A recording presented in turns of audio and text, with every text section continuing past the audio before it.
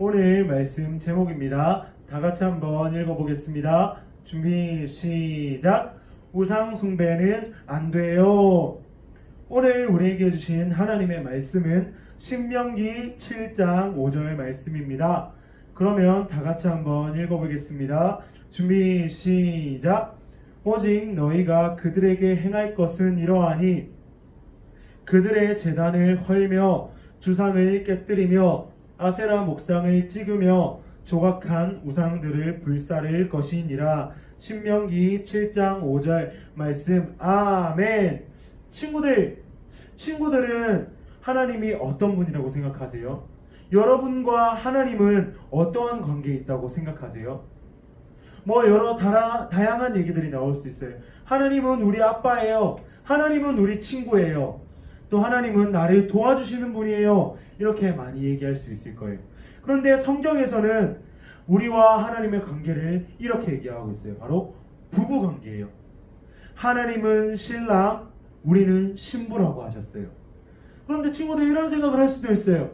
아니 간사님, 우리가 남자인데 어떻게 신부예요? 그런데 성경에서는 비유적으로 우리가 신부, 하나님이 신랑이라고 말씀하고 있어요.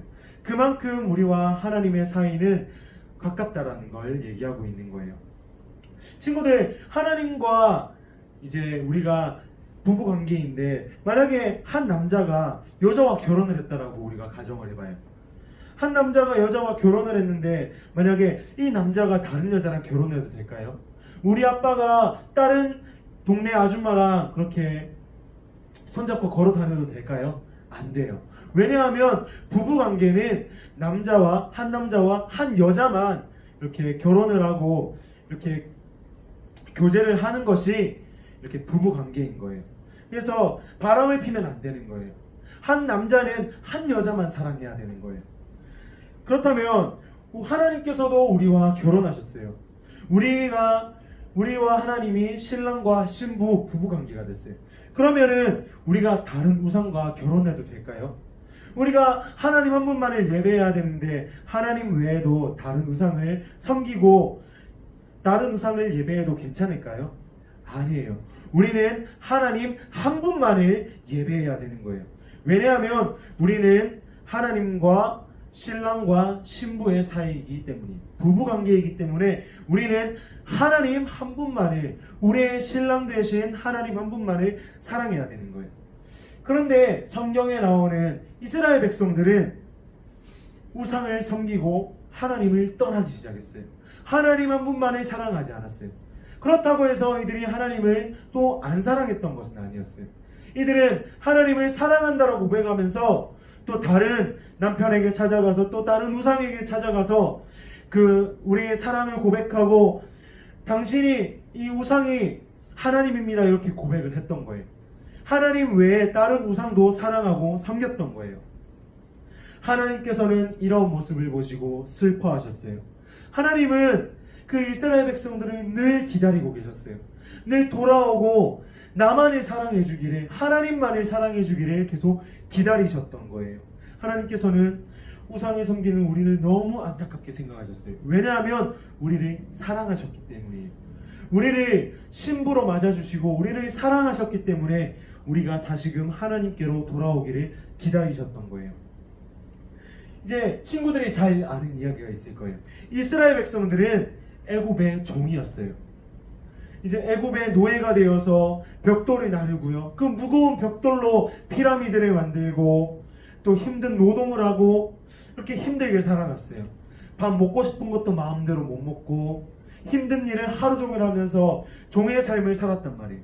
그런데 하나님께서는 이 이스라엘 백성들을 불쌍히 여기셔서 종에서부터 구원하셨어요.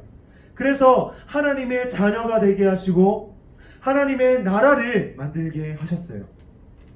하나님께서는 이스라엘 백성들을 구원하시기 위해서 바다를 가르기도 하시고요. 또 불기둥으로 물기둥으로 인도하시기도 하시고요. 또 정말 그 강한 군대 바로의 군대를 무찌르기도 하셨어요. 또 하늘에서 만나를 내리기도 하시고요. 이런 놀라운 기적과 놀라운 일들로 이스라엘 백성들에게서 보살펴 주시고 먹여 주시고 항상 함께 하시고 도와주셨단 말이에요. 이스라엘 백성들이 한 것은 아무것도 없었어요. 이스라엘 백성들은 그냥 하나님이 이끄시는 대로 따라갔던 것 뿐이에요.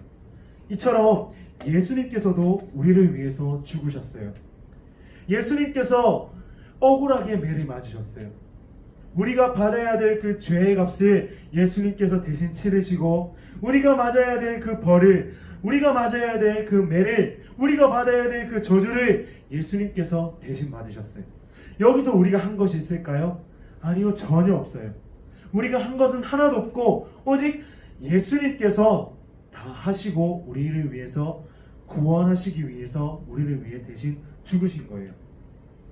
예수님께서 우리를 위해서 이렇게 모든 것을 주셨는데, 모든 것을 하시고 우리를 위해서 모든 매를 맞으시고 모든 것을 우리에게 주셨는데, 자기의 몸까지도 주셨는데 우리가 이런 우상을 섬겨도 괜찮을까요? 돈을 섬겨도 괜찮을까요? 하나님보다 게임을 더 사랑해도 될까요? 하나님보다 우리 친구들 아이돌 누나 좋아하죠? 하나님보다 아이돌 누나를 더 사랑해도 괜찮을까요? 안 돼요. 왜냐하면 하나님께서 우리를 먼저 사랑하시고, 하나님께서, 예수님께서 우리를 위해 먼저 매를 맞으시고 우리를 위해서 대신 죽으셨기 때문에, 하나님께서 우리를 대신 먼저 사랑하셨기 때문에 우리는 하나님 한 분만을 예배해야 되는 거예요. 하나님도 예배하고 우상도 예배해도 괜찮을까요? 안 돼요. 우리는 하나님만을 예배해야 되는 거예요. 하나님을 예배하면 이 우상은 버릴 수 있어야 되는 거예요.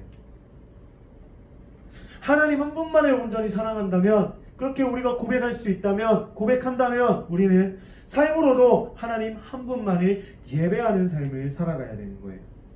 우리는 하나님 한 분만을 예배해야 돼요. 왜냐하면 하나님께서 우리를 먼저 사랑하셨기 때문이에요.